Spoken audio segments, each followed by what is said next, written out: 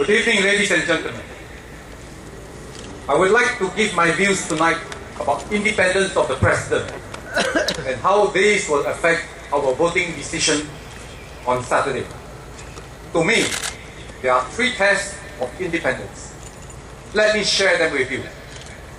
First, the President's stake in the outcomes of government policies must be truly independent from that of the ruling party.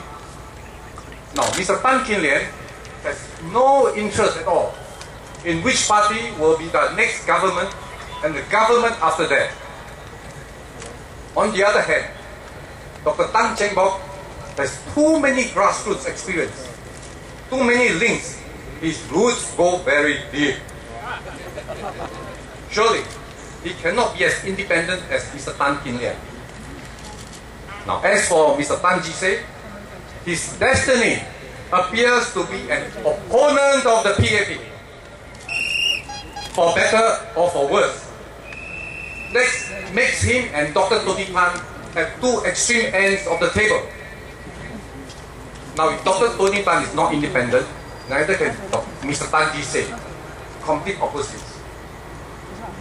Now, Dr. Tony Tan has spent many years in cabinet. That surely he must have many disciples and followers in the PAP and in the civil service. As their Shifu or Lao Da, their successes and their failures will likely reflect on him. So how can he be independent of the government and civil service? Now for my second test. Will the President's thinking process be independent of the way the PAP looks at society and the economy? Or will it be another form of groupthink? Now, I have met a number of ministers in the course of my work at SBC and the Radio Corporation, RCS. Now, I can sense their great intelligence and the high personal values. I know they are very smart. Yes, I admit openly, they are smarter than me, even though I was a Commonwealth Land scholar. But Mr. Lee Kuan Yew is such a towering and dominating influence that those around him will often be converted to his point of view. Now, to his credit, Dr. Tony Tan has managed to scrap the graded mother policy because he was unhappy with the discrimination it caused. Now, let's think about this. In 22 years of serving the cabinet, he can only cite this case of opposing the government after 22 years. Let me give you another simple example. What about the discrimination against third child for school placement or hospital fees if you decided to have a third child, or your fourth child, or your fifth child? Why is Dr. Tony Tan silent on the discrimination against this group of mothers and the children? Now, don't you think that the fierce implementation of the Stop at 2 policy has contributed to our declining birth rate? Causing the government to now open the floodgates to foreign talent. But nobody will admit the mistake of that policy. Now, let me say that Mr. Tan Ji Se is a fine scholar, good economist, and awesome debater. But given his young age and energy, I suggest that he can serve Singapore better by following the paths of J.B. Jeyaretnam, Chiam See Tong, Lau Tia Kiang, and Sylvia Lim to build a vibrant and robust parliamentary system.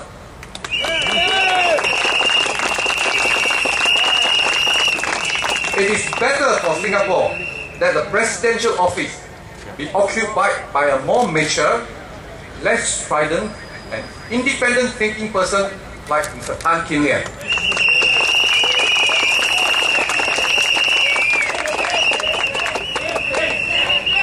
Now, Dr. Tan Cheng Bock, a fine doctor, is also getting on in years. We should admire his spirit for stepping forward to serve one more time. But he is already at an age when top leaders in other countries, like China, where age is revered, are preparing to step down. But actually, come to think about it, this comment also applies to the other Dr. Tan.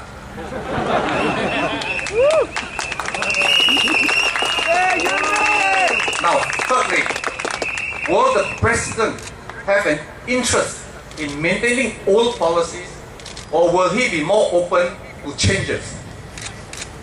Dr. Tan, Tony Tan, was in the highest echelons of policy making. I believe after 22 years of service, he's too closely identified in the minds of many of us with a history of many policies and decisions. Now, he may even be tempted to think he knows more about certain issues than the present government leaders, and he'll be tempted to interfere. Now, is that good for renewal? Is that good for governance? Is that good for independence? Now, Lao Li and Lao Go, you know who I'm referring to, have already voluntarily stepped aside in May to give PM Lee Hsien Loong more room to move. Then along comes Dr. Tony Tan, our hero. Now, don't you think he should be more like the other ex-MPs, the ex-PAP MPs? They enjoy their retirement and they give advice when asked. That is a proper role for a senior leader. Now, fellow countrymen, I have spelled out clearly why Dr. Tony Tan is the least independent of the four candidates. The others are all independent to some degree or other. The good Dr. Tan Cheng Bock finally resigned from the PAP just a while ago when he found the public mood in the general election quite disturbing. Now, think about it. If the mood was sweet, Dr. Tan Cheng Bock would not have thought of standing for the elected presidency post, right? Now, Mr. Tan Ji say, I must agree, is truly independent of the PAP. Yes. But is he independent of the opposition? No. It does not look that way, right? Now, for the rights. So having him in the Istana may have some damaging consequences for our governance. Now, he's a nice man, and I know him personally, but is his type of independence for this position necessary, productive, or useful? Now, I leave those thoughts with you, ladies and gentlemen. I rest my case. Vote for a truly independent president, Mr. Tan Kin Lian. High five.